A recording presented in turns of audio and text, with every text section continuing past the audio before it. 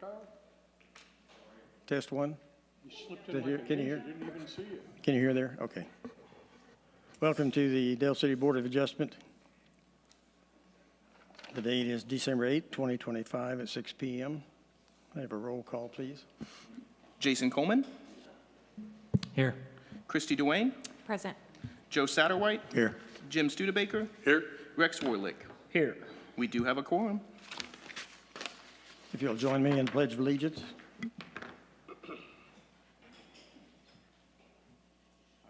Allegiance to the flag of the United States of America and to the republic for which it stands, one nation, under God, indivisible, with liberty and justice for all.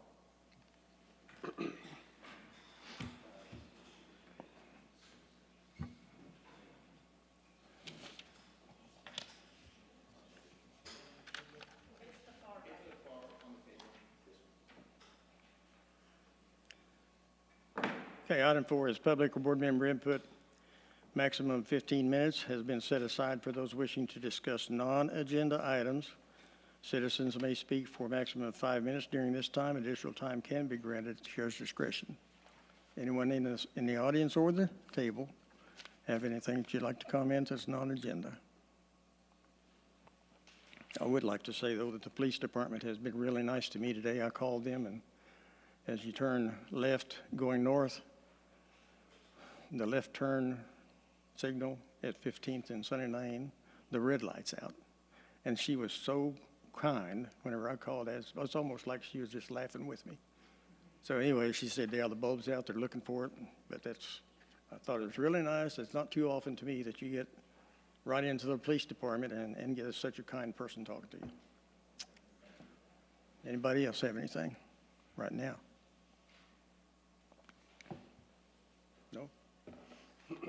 All right, the consent docket, discussions, consideration, and possible action to approve with modifications, or deny the following items. And these are the minutes from the September 8th, 2025 regular meeting, the October 24th, 2025 regular meeting, and November 10th, 2025 regular meeting. I'd like to have a motion for those. I'll make a motion to approve the minutes for September 8th, 2025, October 14th, 2025, and November 10th, 2025.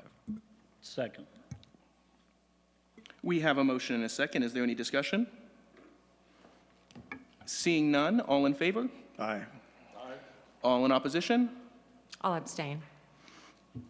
Motion Item- passes. Item 6, the Building Code Appeal BA/BCA 210-25, 3280 Delmar Road. Have staff report, please. Yes, sir. The applicant, Leif Swedlow, on behalf of the Rosemarie Pelfrey Revocable Trust, is appealing the condemnation order issued on August 14th, 2025. Following a fire at the property, city staff conducted an investigation and identified multiple ordinance violations. These include blocked fire access, the absence of a working Knox box, inaccessible fire hydrants, exposed electrical wiring, structural instability, lacks of certificates of occupancy, and individuals residing in units designated for storage. As part of the condemnation process, a vacate and secure order was issued. Although the life safety conditions have presented challenges, the property owner has continued to receive access to the site as needed. This includes a full week of access for tenants without passes issued through the Community Development Department, as well as more than 200 individual access passes issued to tenants after the week access had ran its course. The board's role is to determine whether the city acted with proper justification or whether the condemnation was issued in error. The city maintains that its actions were warranted. If the board grants the appeal, effectively determining that the city acted in error, city staff believe that the health, safety, and welfare of Dell City residents would be placed at risk. I'm open to any questions or concerns. Okay, this item was tabled. Last meeting, we were waiting on the chief fire department. Is that right, chief fire department? To give us some information, if you will, chief.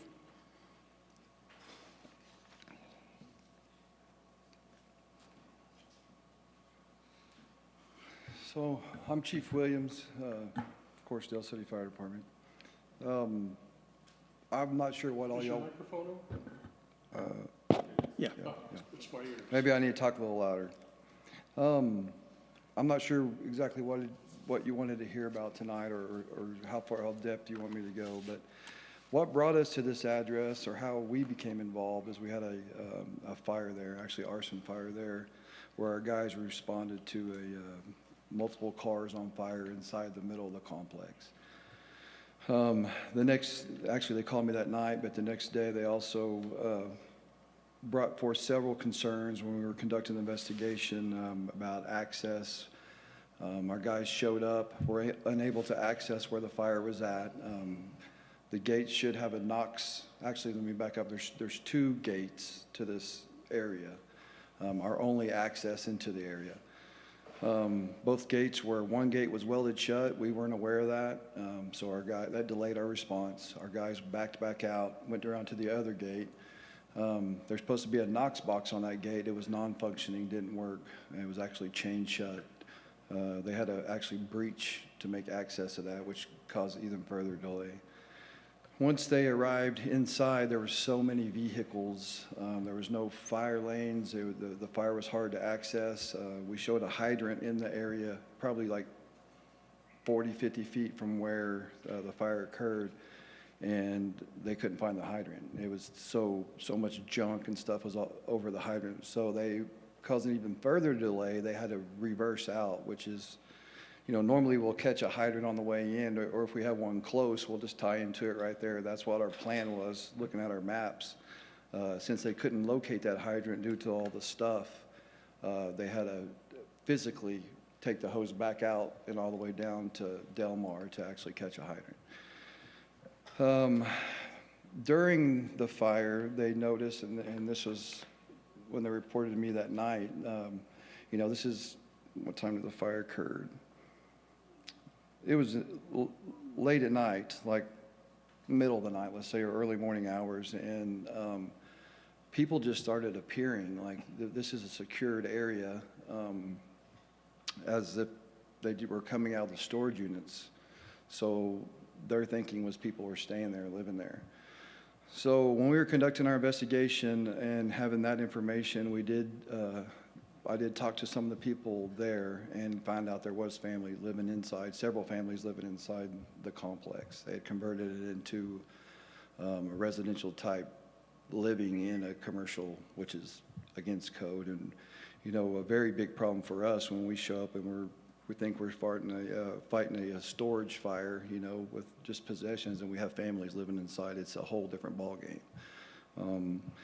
So that's what brought us to here. We, with all the issues on the fire, we did a life safety inspection. Definitely had to make sure nobody else was living in the facility. We went through, like I said, we found several of the places set up for residential living that shouldn't be. And then we conducted a full life safety inspection that there was so many things as far as life safety. Electrical issues, egress issues. Well, let me back up. Our original assessment, we determined we needed to conduct a life safety inspection based off the things that we found, which was obstructed fire department access, blocked or inaccessible fire hydrants, inadequate means of egress, unauthorized residential occupancy in a commercial storage unit, potential unpermitted commercial operations, and occupancy qualification violations. So we also noticed that several of the businesses in the front of the area, or the front, which that's Del Mar, correct? In the front of Del Mar, they have kind of like a business frontage there. And we have no recollection of any businesses that have occupancy in there. And we found multiple people in there, more automotive type businesses that we didn't know about. That's the stretch that's facing 40? Yes. So, like I said, all that night determined us to do a life safety inspection. We did a life safety inspection a few days later. I think it was August 6th. And I have a book here of pretty much all of the issues, from electrical to egress, just our minimum requirements weren't even close to being met.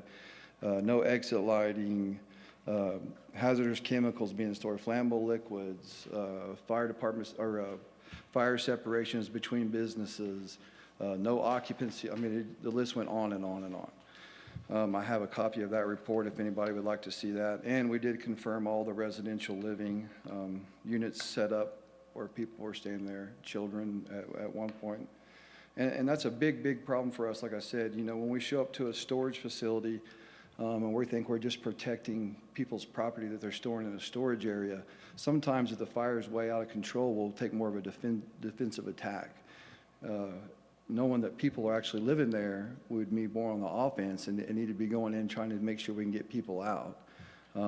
But this facility first of all, there should be no residential living at all, nor does it have any of the things that we would require for residential living. But like I said, we did our life safety inspection. After that, we went through every building and just found numerous, I mean, there was just too many to list in one report almost. Through this process, we were told to go back out and do a re-inspection, which we did on 8/13. And I'll be honest with you, when we went there, we were wondering why we were called back out here to do an inspection. The only thing that we really noted, they did move some of the stolen vehicles from out of the inside of there. I think there was a total of like 18 or 19 stolen vehicles found on the property. They did remove all of those, and then they did clean up around a hydrant and a few minor things, but still, the Knox box that wasn't fixed, we had to actually go through a different way through. We could still not pull our fire trucks into the facility. I believe Mr. Pelfrey came over to let us in using a forklift to lift up one of the gates to actually get us in. And normally in a case like this, we would show up and we would just turn around and leave because you're not ready for us to do our inspection. We're expecting this place to be ready to be inspected, and that meaning everything's ready to go. So on that inspection, again, the Knox box for entry wasn't there. Knox access is required. There were still multiple vehicles blocking or obstructing fire department fire lanes. We still had vehicles in front of exits. So some of these businesses back up to a common area. We had vehicles parked in front of those exits. So I think I have pictures. I have a whole slide here, or a flash drive if anybody wants to see the photos. But that was on 8/13. We went out and did this inspection, and that was just supposed to be of the inner area so we could let them get back in there and get some of their stuff. There were still major issues. Like I said, not much had been changed. Then we went back out on 9/10 and they wanted us to come out and do an inspection of the business frontage area. We went out and did the inspection there as well. Same thing, that was nowhere near ready for us to do inspection, or, you know, on a situation like this, when a property's condemned, we have a process. Now, I've never seen us do it any different, and that process is, once the property's condemned, they come in and file for reoccupancy of the property. So like the frontage part, we need to know what businesses are going in there or what type of business you're wanting to rent this space from. Depending on that occupant type, we'll come in and do inspection, make sure you meet all your egress, make sure you fire alarm, make sure all your exit signs, emergency lighting, fire extinguishers, all of our minimum requirements.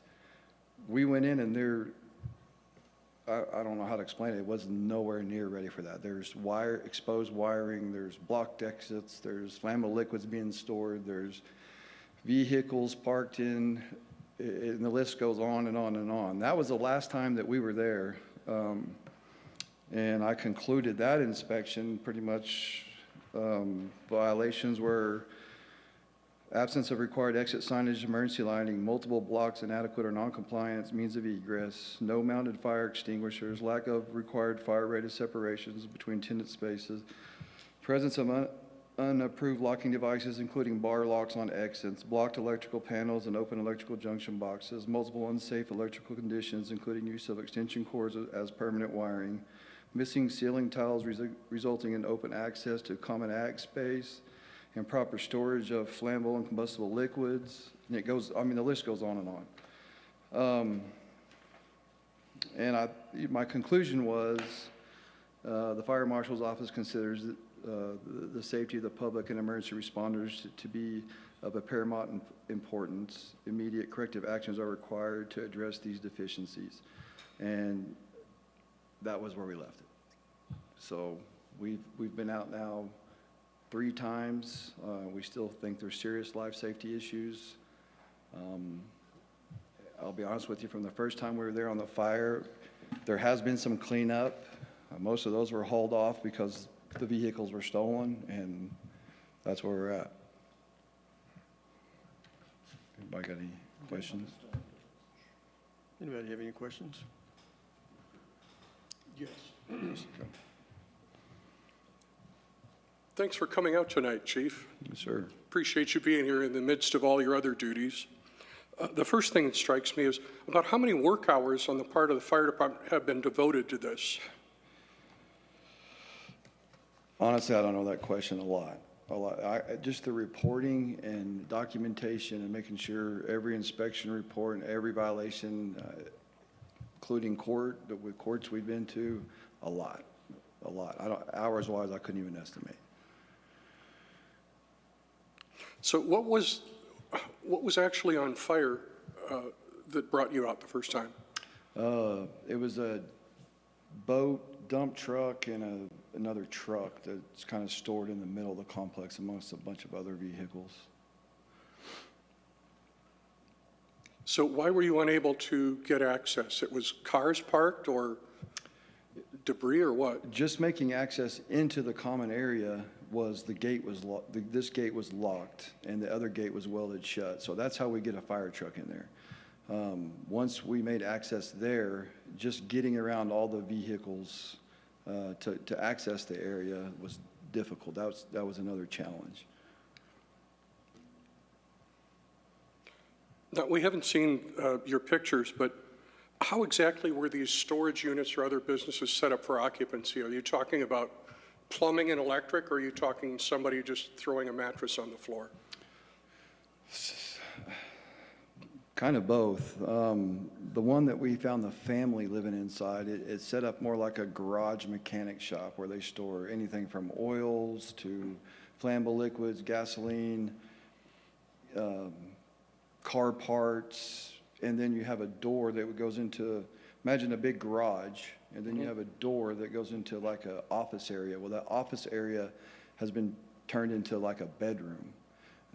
You would have like a mattress or blanket on the floor, and then they also had plumbing that they've just ran from, I know it wouldn't meet code, but ran from one unit to another to like get water, and they set up a washer and dryer in one of them. It's really makeshift. I have a picture out here, I think, of some of the living areas, if I can find them. And we found others as well that are set up. This has been an ongoing problem for this location over my. For how long now? Huh? How long now? I've been on the fire department 26 years, and I've been. Seems like just a week, doesn't it? Yeah. But this property has been an ongoing issue with people living in the facility. This was the first meeting.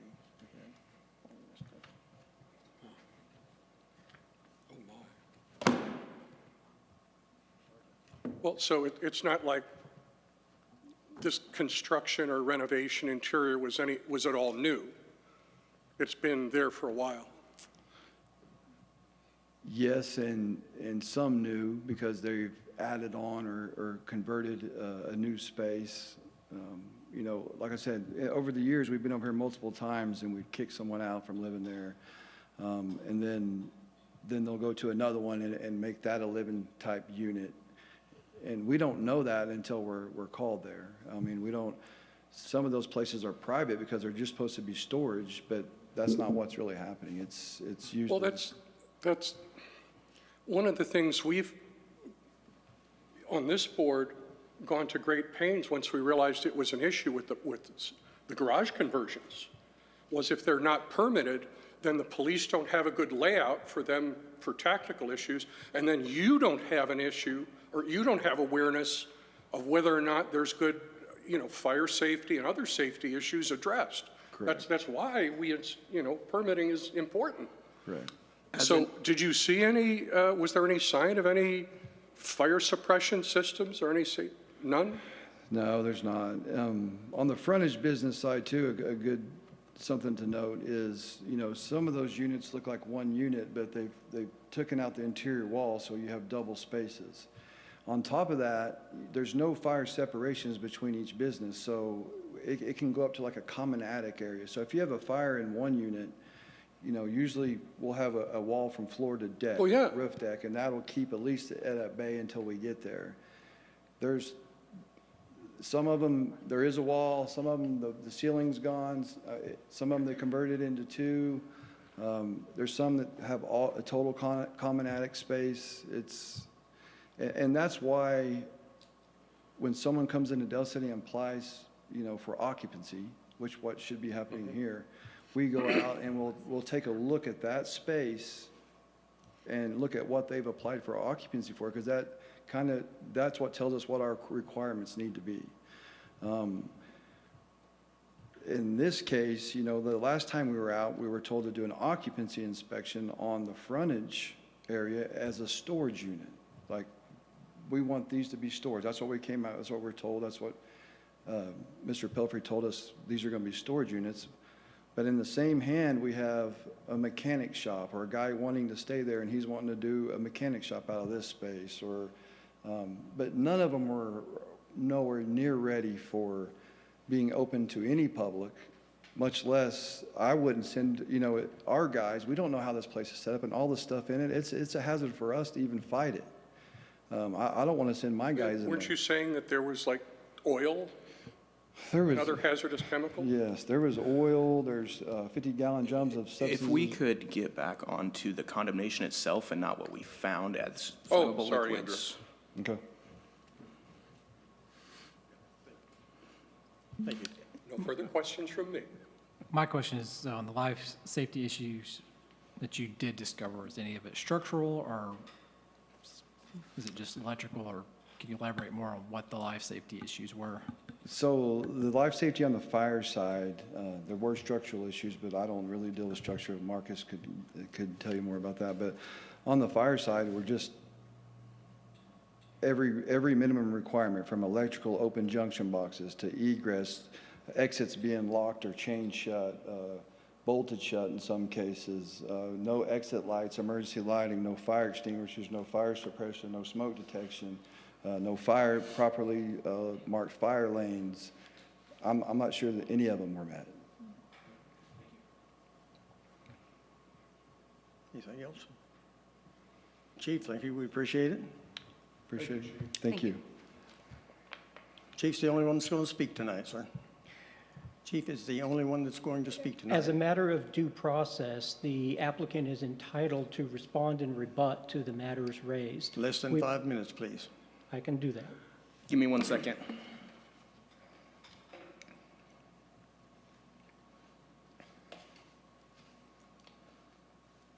Okay, you can start. When we presented our material last time that we were here, you saw the photographs. Everything that the fire chief complains about had been rendered false by the end of September. He got some of his dates wrong in what he explained. The fire department came out. There are 6 gates. They went to the gate that was not set up for their access. When they came around to the other side, yes, they cut a chain, they came in, they put out the fire. Then they came back several days later, not at anyone's request. They came out several days later, and then they issued the slate of all of these violation notices as to the entirety of the property. We discussed last time, that was improper. The process is set by the municipal code, and the municipal code says they can act one structure at a time. They didn't do that. They did a wholesale knee-jerk reaction by condemning for occupancy the entirety. The fire chief did not present you proof that there were multiple units converted into living spaces. There was one, that tenant got evicted, that space got restored back to its proper setup so that it won't happen again. There's not a history of that. You saw last time in 2021, there was one person living in an RV that was promptly evicted, and the city did it the right way. They gave us a short but advanced notice instead of knee-jerk reacting and condemning the entire property, all 25 of its structures at once. The fire lanes were fixed. The alleged hundreds of vehicles, where were they in the photographs we showed you last time? The Knox box, that's remedied. Fire chief has not shown you a single life safety issue that's actively present. And the real problem is that he talked about everything but the buildings that were always and ever dedicated to storage use only. He talked about the frontage that has historically been commercial use buildings. And we showed you last time, even though they now conveniently forget, they don't remember, it is a fact that these buildings were all originally built for commercial uses, permitted, given certificates of occupancy as tenants utilize those spaces separately, one for each tenant, and that's all that we're going to ask for when those units get revived back to the point where new Leif, I'm commercial sorry, use can we tenants. keep this on the condemnation itself and I not am. uses? I am. Because the issue, the appeal is that this condemnation decision was an overreach by condemning the use of all of the uses of the property, including the original storage use, and as to all 24 buildings, when at least 10 or 12 of them never actually had a valid problem to complain about. The city has grossly abused its own municipal code. We talked about this at length last time, and the problem is that by throwing the entire property into this state, they're causing, they're breaking the municipal code that they're required to follow. The idea that this is something that the fire chief doesn't know that there's an issue, I'll tell you, 2 weeks ago, the fire chief did a surprise inspection at Pelfrey's business office. If they want to check a property for fire safety, they've got every opportunity to do it. If they want to.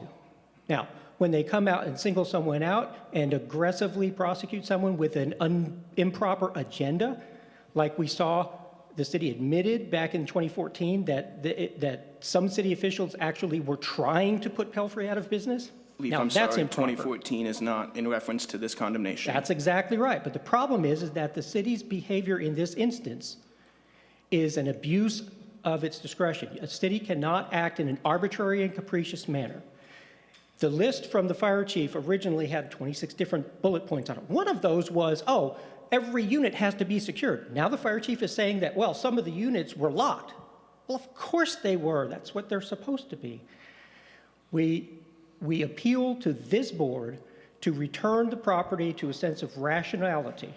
The property needs to be allowed to operate under its private ownership, just like any of your businesses are allowed to operate under private ownership. The concerns that were valid have all been fixed and addressed. The structures, the individual structures that still need work, we're going to continue to work on those. We were on the precipice last time of granting the appeal and removing the condemned for occupancy as to at least those buildings to which the fire chief's complaints never actually related. And we ask for you to do that now. There were 10 or 12 of these buildings that the fire chief's complaints never touched. He never even I'm sorry, looked at them. Leif, that is up. That's 5 minutes. Thank you. That's what we ask for you to do tonight. Thank you. Any comments from the board?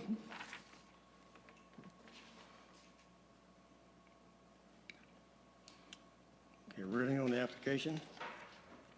Discussion, consideration, possible action to approve with modifications, or deny the above referenced application, which is an appeal to a condemnation order of by the city at the subject property, 3280 Delmar Road Drive, excuse me. Make a motion, please.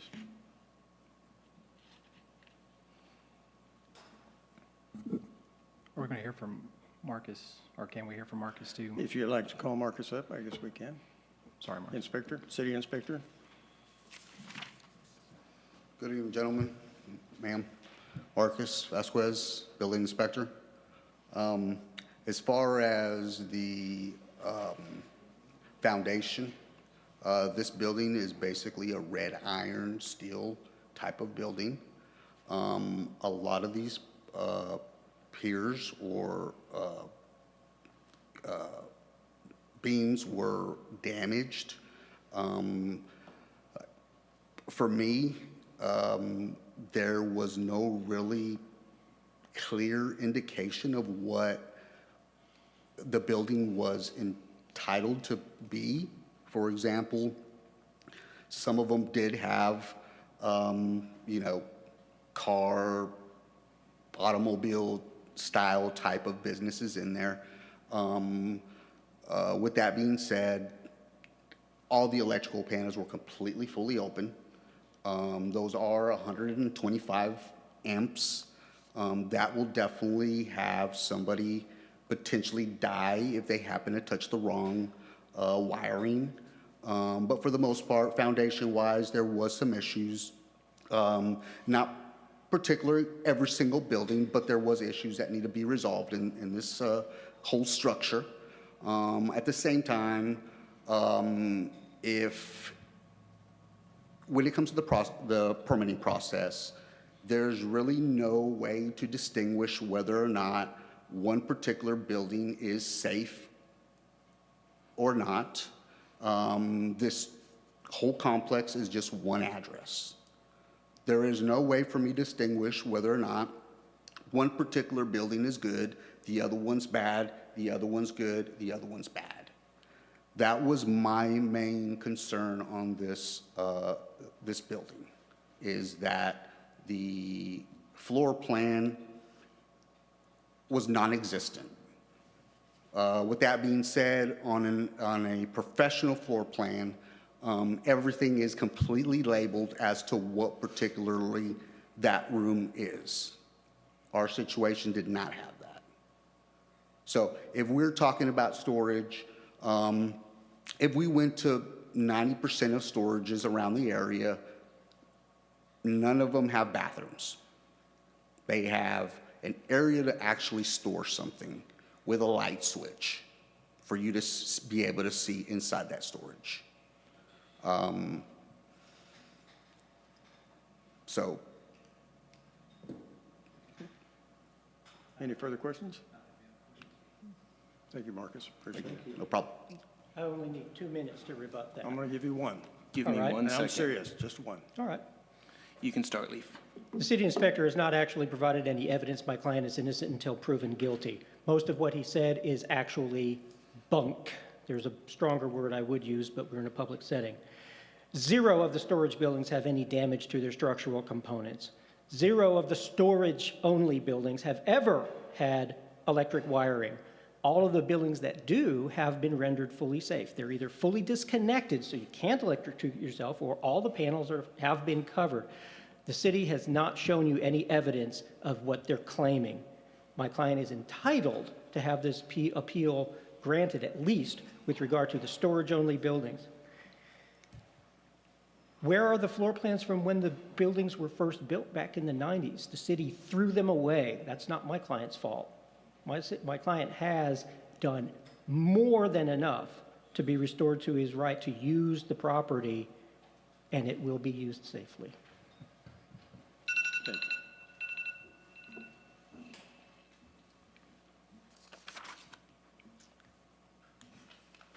you. We cannot open this up to a public hearing portion of that.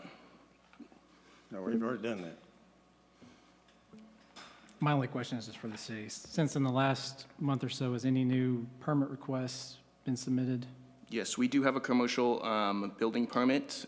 We have been in contact with them. I was gone for a week, so I'm not sure what happened last week, but before that was Thanksgiving. But when I left, we had told them about the permit, and we had just needed a little bit more information, and they could come and pick it up. As far as I know, again, I was not here last week, but as far as I know, that has not happened yet. And my understanding of the process is a full list of information has been provided of what could be fixed to receive COs. That is correct. From the fire department, the zoning department, and the building inspection department. Okay. Okay. Any further?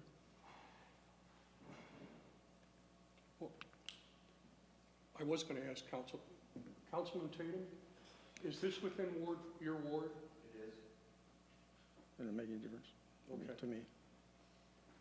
Okay, I'm going to make the motion that we deny this appeal. I'm not going to tie the city's hands by approving it. So. I'll second it. Do I need to put the number on there, deny this part number? Yeah, if you'll just make the motion to deny and then tell me BA, BCA. I'll make a motion to deny this appeal, BA/BCA 210-25. Christie, could you second again, please? I'll second the motion. All right, we have a motion and a second. Is there any discussion among our board members?